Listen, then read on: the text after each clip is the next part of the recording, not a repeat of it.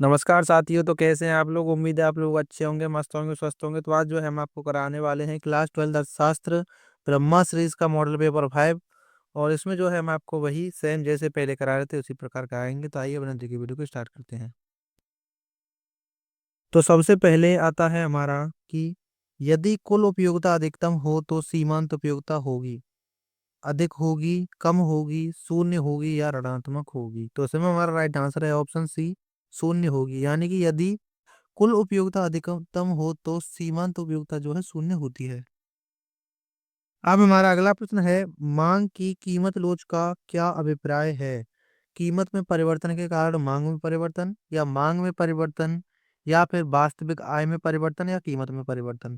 तो इसमें हमारा राइट आंसर है ऑप्शन ए, कीमत में परिवर्तन के कारण मांग में परिवर्तन होता है। मांग की कीमत लोच जो है इसी को कहा जाता है। अब हमारा अगला प्रश्न है, उत्पादन फलन के मध्य संबंध को व्यक्त करता है। लागत एवं लाभ, स्टॉक एवं प्रवाह, मांग एवं पूर्ति, आगत एवं निर्यात। यानी कि तो इसमें हमारा राइट आंसर है ऑप्शन डी, आगत एवं निर्गत। तो यही जो है उत्पादन फलन के मध्य जो है संबंध को व्यक्त करता है, आगत एवं निर्गत। अब हमारा अगला प्रश्न है, मांग का संकुचन होता है जब उपभोक्ताओं की आय में कमी हो जाती है, या संबंधित वस्तु की मांग कीमत बढ़ जाती है, या फिर उपभोक्ताओं की संख्या कम हो जाती है, या फिर अन्य वस्तुओं की कीमतें बढ़ जाती हैं। तो इसमें हमारा राइट आंसर है ऑप्शन बी, संबंधित वस्तु की कीमत बढ़ जाती है, तभी जो है मांग का संकुचन होता है। अब हमारा अगला प्रश्न है कि राष्ट्रीय आय गणना की तीन विधियां हैं। उत्पादन विधि, व्यय विधि तथा आय विधि, या फिर भुगतान आवेश या आय तथा उपभोग विधि, या बचत विनिमय तथा आय विधि, या फिर व्यय ह्रास तथा उत्पादन विधि। तो इसमें हमारा राइट आंसर है ऑप्शन ए, उत्पादन, व्यय तथा आय विधि जो है राष्ट्रीय आय गणना करने की तीन विधियां हैं। अब हमारा अगला प्रश्न है कि भारत के बैंकिंग और मौद्रिक संरचना को कौन सा बैंक नियंत्रित करता है? State Bank of India, Reserve Bank of India, Punjab National Bank, या एक्सिस बैंक। तो इसमें हमारा राइट आंसर है option B, Reserve Bank of India. यानी कि आरबीआई जो है भारत के बैंकिंग और मौद्रिक संरचना को जो है नियंत्रित करता है। अब हमारा अगला प्रश्न है कि जब सरकार अपनी राजस्व आय से अधिक खर्च करती है तब इस अधिक को क्या कहते हैं? प्राथमिक घाटा कहते हैं, राजकोषीय घाटा कहते हैं, बजट घाटा कहते हैं, या राजस्व घाटा कहते हैं। तो इसमें हमारा राइट आंसर है ऑप्शन डी, राजस्व घाटा कहते हैं। तो आपको मैं बता दूं कि राजस्व घाटा और राजकोषीय घाटा जो है अलग अलग होता है, जो कि हम आपको आगे प्रश्नों में बताने वाले हैं। इसीलिए जो है हमने इस प्रश्न को आपके लिए रखा है, क्योंकि ये भी जो है आपके पेपर में कभी भी पूछ लिया जाता है। अब हमारा अगला प्रश्न है, यदि उपभोग की सीमांत प्रवृत्ति का मान 0.75 हो तो निवेश गुणक का मान होगा 4 होगा, 3 होगा, 2 होगा, या 1 होगा। तो इसमें हमारा राइट आंसर है ऑप्शन ए, 4 होगा। अब हमारा अगला प्रश्न है, देश के भुगतान संतुलन के घाटे को ठीक करने के लिए आवश्यकता है वह है अपने निर्यात में वृद्धि, अपने आयातों में कमी, अपने मुद्रा का अवमूल्यन, या इनमें से सभी। तो इसमें हमारा राइट आंसर है ऑप्शन डी, इनमें से सभी जो है देश के भुगतान संतुलन के घाटे को ठीक करने के लिए आवश्यक है। अब हमारा अगला प्रश्न है कि रिजर्व बैंक ऑफ इंडिया की स्थापना कब हुई? 1935 में हुई, 1940 में हुई, या 1948 में, या 1950 में। तो इसमें हमारा राइट आंसर है ऑप्शन ए, 1935 में जो है रिजर्व बैंक ऑफ इंडिया की स्थापना हुई थी। अब हमारा अगला प्रश्न आता है कि व्यष्टि अर्थशास्त्र आप क्या समझते हैं? यानी कि व्यष्टि अर्थशास्त्र क्या होता है? तो व्यष्टि अर्थशास्त्र अर्थशास्त्र की वह शाखा है जिसमें व्यक्तिगत आर्थिक इकाइयों या अर्थव्यवस्था के किसी छोटे हिस्से की आर्थिक गतिविधियों का अध्ययन किया जाता है। व्यष्टि अर्थशास्त्र को कीमत या मूल्य सिद्धांत के नाम से भी जाना जाता है। तो व्यष्टि अर्थशास्त्र को जो है हम सूक्ष्म अर्थशास्त्र भी कहते हैं। और व्यष्टि अर्थशास्त्र जो है अर्थशास्त्र की वह शाखा है जिसमें व्यक्तिगत आर्थिक इकाइयों या अर्थव्यवस्था के किसी छोटे हिस्से की आर्थिक गतिविधियों का अध्ययन किया जाता है। और व्यष्टि अर्थशास्त्र को जो है हम कीमत और मूल्य सिद्धांत के नाम से भी जानते हैं। और व्यष्टि अर्थशास्त्र में जो है किसी एक परिवार का, एक फर्म का, एक उद्योग का, या एक कंपनी का अध्ययन किया जाता है।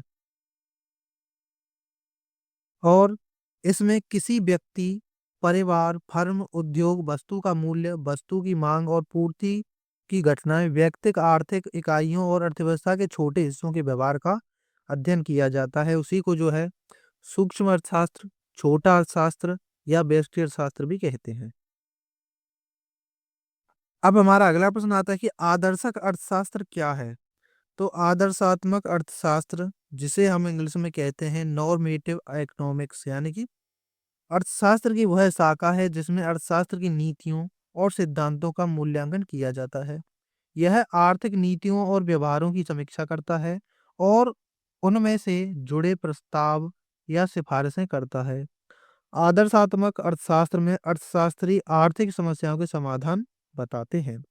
तो आदर्शात्मक अर्थशास्त्र को जो है हम इंग्लिश में कहते हैं नॉर्मेटिव इकोनॉमिक्स, और ये जो है अर्थशास्त्र की वह शाखा है जिसमें जो है आर्थिक यानी कि अर्थशास्त्र की नीतियों और सिद्धांतों का मूल्यांकन किया जाता है और यह आर्थिक नीतियों और व्यवहारों की समीक्षा करती है। अब हमारा अगला प्रश्न आता है कि ह्रासमान उपयोगिता नियम क्या है?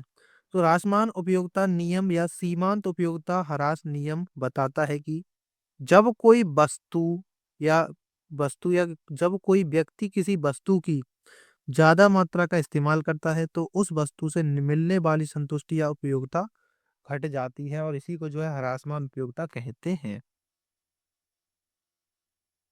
अब हमारा अगला प्रश्न आता है कि बाजार मांग वक्र क्या है? तो बाजार मांग वक्र किसी उत्पाद या सेवा की कीमत और उस पर होने वाली मांगों के बीच संबंध को दर्शाने वाला एक ग्राफ होता है। यह अलग-अलग मांग वक्रों को मिलाकर दिखाता है कि उपभोक्ता अलग-अलग कीमतों पर कितनी मात्रा में खरीदारी करने को तैयार है। आमतौर पर कीमत बढ़ने के साथ मांग घटती जाती है। तो यही जो क्या होता है बाजार में मांग वक्र होता है कि किसी उत्पाद या सेवा की कीमत और उस पर होने वाले मांग के बीच संबंध को दर्शाने वाला एक ग्राफ होता है और इसमें जो है अलग-अलग मांग वक्रों को मिलाकर दिखाया जाता है और उपभोक्ता जो है अलग-अलग कीमतों पर कितनी मात्रा में खरीदारी करने को तैयार है या आमतौर पर जो है इसमें कीमत बढ़ने के साथ मांग भी घटती है। तो इसी को जो है बाजार मांग वक्र भी कहते हैं। अब हमारा अगला प्रश्न आता है कि साधन लागत पर राष्ट्रीय आय को परिभाषित कीजिए। तो साधन आय क्या होती है? यानी कि किसी देश में उत्पादन के सभी कारकों जैसे कि श्रम, भूमि और पूंजी से उत्पन्न होने वाली कुल आय को साधन लागत पर राष्ट्रीय आय कहते हैं। इसे साधन लागत पर शुद्ध राष्ट्रीय उत्पाद यानी कि एनएनपीएफसी भी कहा जाता है, यानी कि शुद्ध राष्ट्रीय उत्पाद। राष्ट्रीय आय में इन सभी आयों को शामिल किया जाता है जो उत्पादन के विभिन्न कारकों को प्राप्त होती हैं। इसमें मजदूरी, ब्याज, लाभ और भूमि के किराए शामिल होते हैं।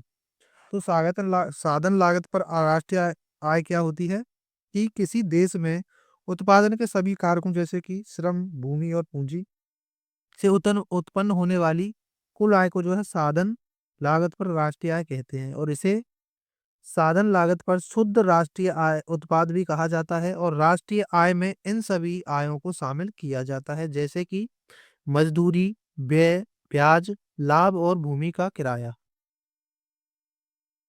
अब हमारा अगला प्रश्न आता है कि राजस्व घाटा से आप क्या समझते हैं? तो राजस्व घाटा तब होता है जब सरकार का राजस्व व्यय उसकी राजस्व प्राप्तियों से ज्यादा होता है। इसे इस तरह से समझा जा सकता है कि राजस्व यानी कि सरकार की कमाई अपने विभागों के प्रतिदिन के कामों को पूरा करने के लिए काफी नहीं है।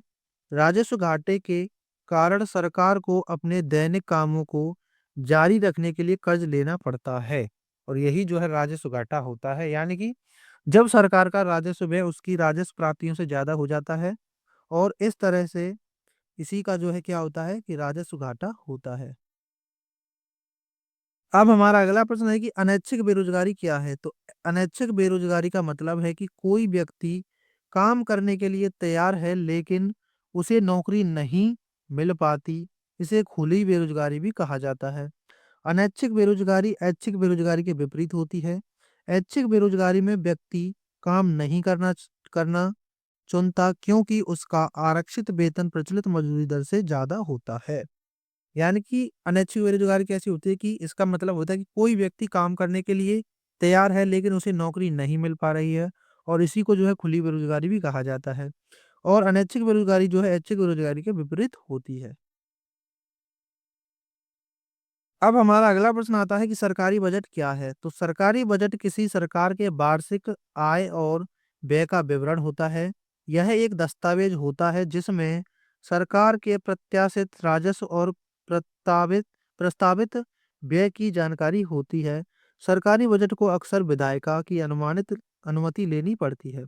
यानी कि सरकारी बजट क्या होता है कि सरकारी बजट वो होता है जब किसी सरकार के वार्षिक आय और व्यय का विवरण होता है।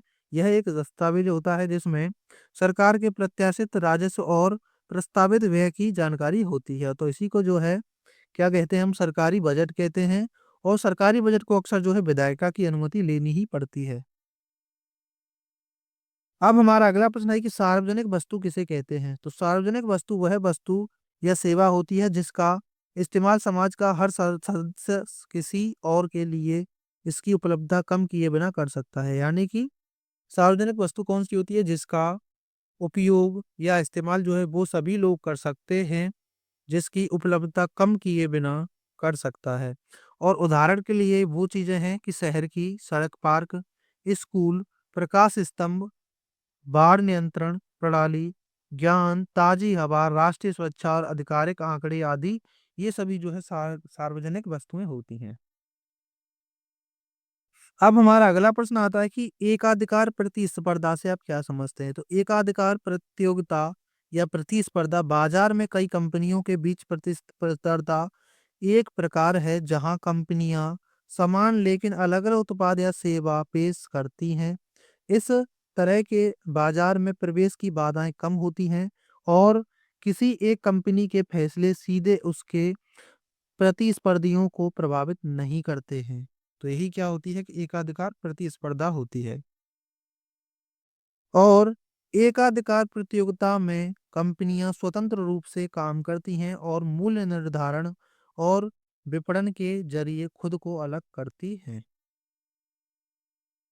अब हमारा अगला प्रश्न आता है कि राजस्व घाटा एवं राजकोषीय घाटा में क्या अंतर है, विस्तार से बताइए। तो राजस्व घाटा और राजकोषीय घाटे में अंतर इस प्रकार है कि राजस्व घाटा सरकार की शुद्ध राजस्व प्राप्ति और शुद्ध राजस्व व्यय के बीच का अंतर होता है। वहीं राजकोषीय घाटा सरकार की वास्तविक और बजटीय आय के बीच का अंतर होता है।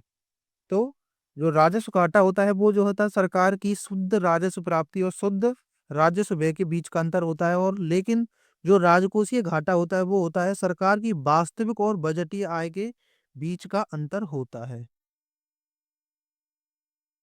आगे इसमें आता है कि राजस्व घाटा तब होता है जब सरकार के बजट में राजस्व प्राप्तियां राजस्व व्यय से कम होती हैं। वहीं राजकोषीय घाटा तब होता है जब सरकार का कुल व्यय राजस्व और पूंजीगत व्यय से ज्यादा होता है। यानी कि राजस्व घाटा कब-कब होता है जब सरकार के बजट में राजस्व प्राप्तियां राजस्व व्यय से कम होती हैं। वहीं राजकोषीय घाटा तब होता है जब सरकार का कुल व्यय राजस्व और पूंजीगत व्यय से ज्यादा होता है। अगला राजस्व घाटा सरकार की परिचालन दक्षता के बारे में जानकारी देता है। वहीं राजकोषीय घाटा सरकार की कुल जरूरी उधारी को दर्शाता है। और राजस्व घाटे से निपटने के लिए सरकार टैक्स बढ़ा सकती है या खर्चों में कटौती कर सकती है। वहीं राजकोषीय घाटे की स्थिति में सरकार कर्ज लेती है या अपनी परिसंपत्तियां बेचती है। तो राजस्व घाटे को निपटाने के लिए यानी खत्म करने के लिए जो है सरकार जो है टैक्स बढ़ा सकती है और खर्चों में कटौती भी कर सकती है। वहीं राजकोषीय घाटे की स्थिति में सरकार कर्ज लेती है या अपनी परिसंपत्तियां बेचती है। तो अब जो है ये वीडियो हमारी यहीं पे समाप्त होती है। उम्मीद है आपको वीडियो पसंद आई होगी। अगर आपको वीडियो पसंद आई है तो प्लीज़ वीडियो को लाइक कर देना। आप इस चैनल पर नए हो तो चैनल को सब्सक्राइब कर देना। मिलते हैं नेक्स्ट वीडियो में, तब तक के लिए जय हिंद, वंदे मातरम।